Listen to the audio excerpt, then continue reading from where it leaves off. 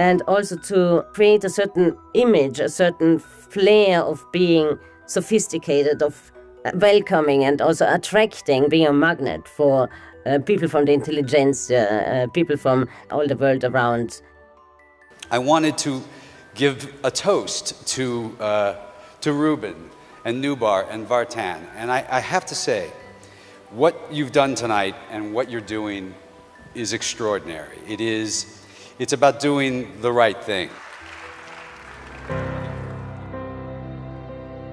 I would like to once again mention about our Aurora Gratitude Scholarship, which is sponsored by the IDEA Foundation and Skolomondi Armenia Foundation through the generosity of Ruben Vardanyan and Veronica Zonapend. Very pleased to welcome our distinguished speakers. Ambassador Samantha Power, please.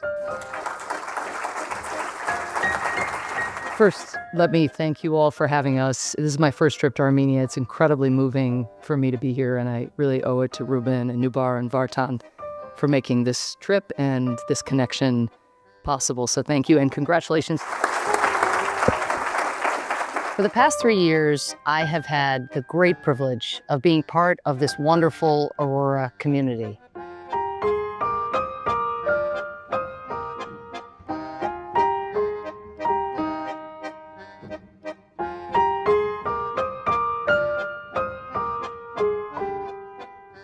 He knew a lot of people, Vardanyan, for some of his conflict resolution work, for example.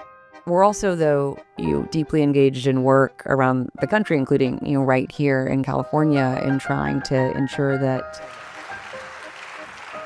Ruben has an exceptional quality of building trust and bringing people together around important missions. So that is why all the major initiatives like the UWC Dilijan College, like the Aurora Humanitarian Initiatives, these are partnership projects. So the same is about Matena, right?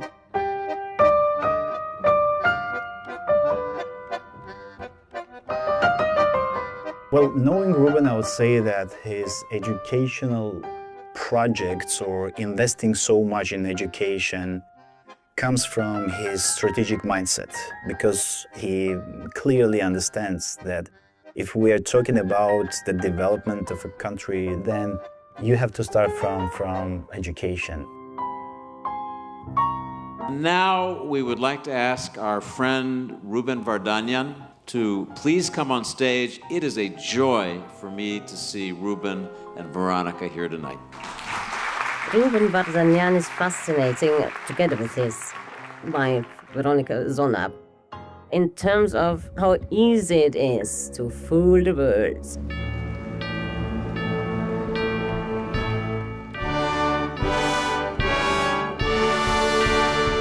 He played the game of surrounding himself to the cultural world, distracting and fooling everyone from even looking behind. I think we are living in a very fragile world. We are living in a world where people don't trust each other, people have a short-term vision about the future, and people really don't understand each other very well. Russian oligarchs certainly use philanthropy, especially arts philanthropy, to get a way-in access to Western elite society.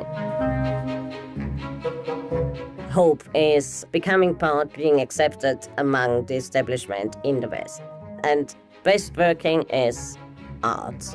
It is with Alex Rotter at 400 million. Leonardo Salvatore Mundi selling here at Christie's. $400 million is the bid, and the piece is sold. The most prestigious art institutions in the West give Russian oligarchs a platform where they could do exactly what Putin wants to most, increase soft power and do cultural hybrid warfare on that front.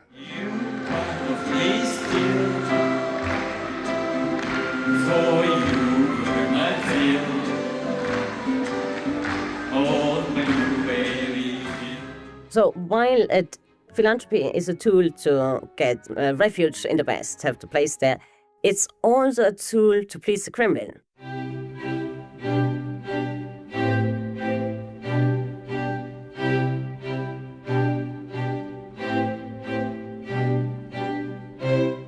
began to set himself up in the UK and philanthropy again, particularly with a royal flavour. The relationship between Vardanyan and Prince Charles seems to begin actually after the fire at Windsor Castle, when the royal family was raising money to repair the damage, including to the library. And Vardanyan attends a dinner, and as do a number of others, and there's quite a lot of money raised at this dinner. In 2007, Prince Charles decided to save for the nation this beautiful house in Scotland called Dumfries House. And he raises 45 million really fast, overnight, from his own charities, actually, most of it, to buy the house. It's going up for auction. But then the charities are in debt, they need money, the bank accounts are empty, and that's when Vardanyan comes in. And we see that over a period of years, he transfers a total of £200,000 into the Dumfries House collections being made by Charles.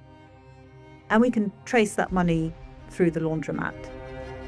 So we can see that payments are made from a shell company, one of the biggest washing machines in this network of shell companies called Qantas Division. It's registered in the British Virgin Islands, but its bank account is at UKO Bank. And we can see that that money flows from Qantas into the UK and ultimately into supporting Dumfries House. It's extraordinary that money of this origin is finding its way into supporting the lifestyle of a man who then becomes the King of England.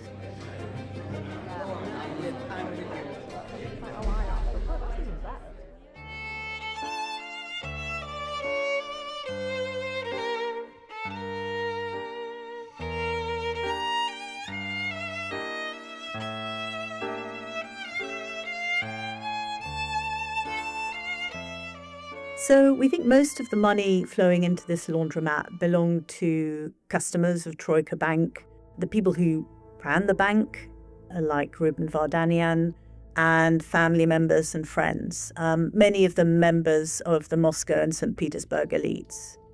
Their directors, their shareholders are essentially ghosts. One or two of them we managed to track down, and one guy, he's not an investment banker. He's just a builder, actually. He's living in an unheated apartment with his parents and his wife in a small city in Armenia, and he's traveling into Russia to work as a construction worker.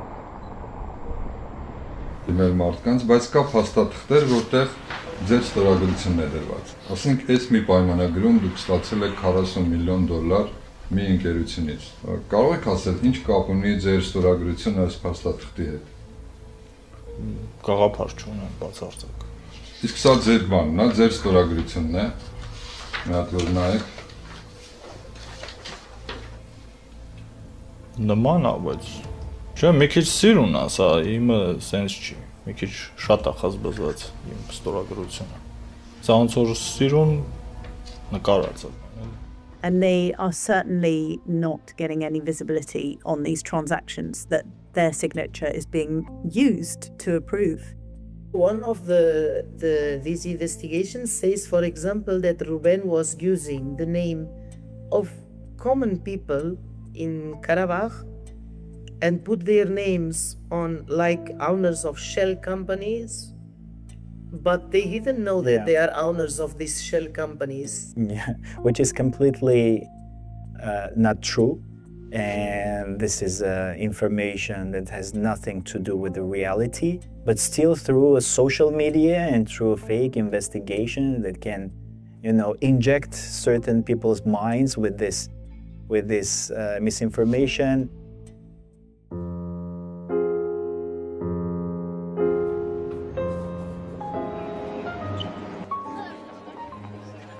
Throughout the 90s and the early 2000s, Britain really rolled out the red carpet to Russian money. Huge sums have found their way into the UK from Russia. Money going into football, money going into mansion after mansion in Kensington. Roman Abramovich, one of the key oligarchs of Putin, was a big user of UK financial services. It seems Ruben Vardanyan was as well. until quite recently, really, until the invasion of Ukraine.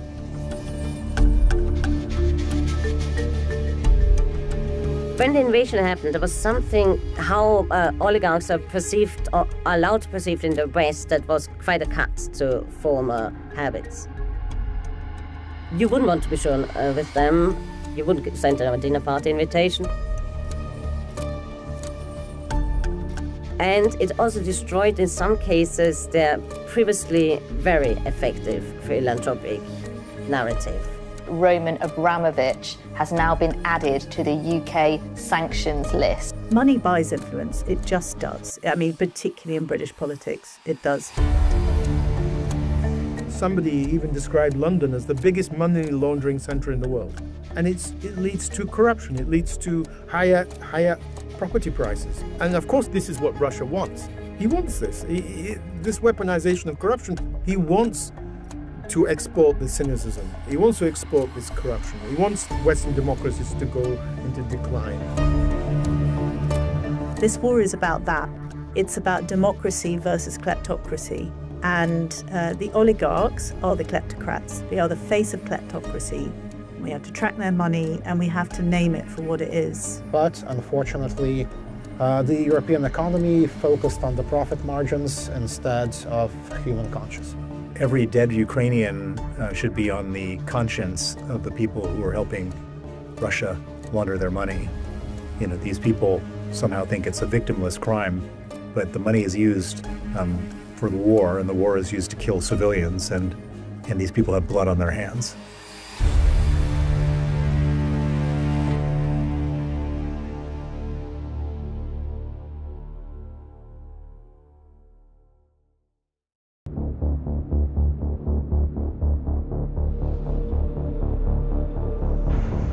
Мною принято решение о проведении специальной военной операции.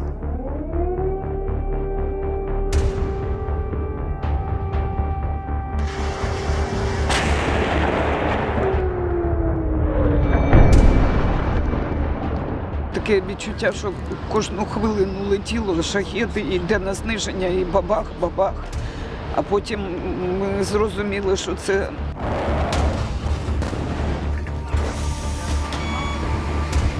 A lot of countries supporting us, but it's not enough to help Ukraine.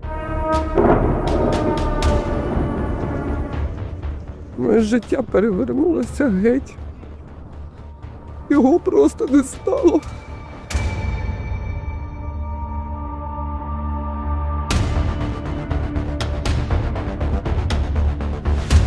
During the time of war, we are living in stress and we are living in tragedy.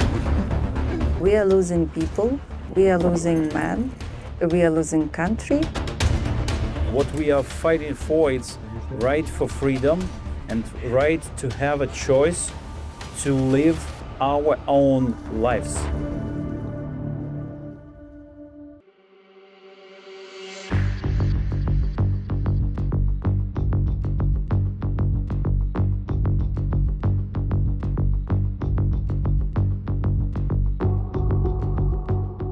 Ruben Vardanyan in sanctions in Ukraine. They made a lot of investigations, which was in public. And also you can check a lot of interviews of Ruben Vardanyan. He support Russia and his position was against Ukraine. We understand that Vardanyan is one of the biggest philanthropists of Russian war. He's officially support Kremlin and Russian aggression against Ukraine.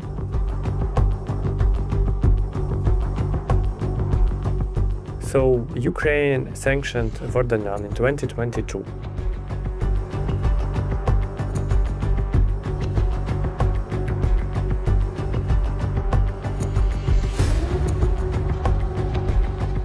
Vardanyan was a member of the board of Russian company Volga-Dnieper.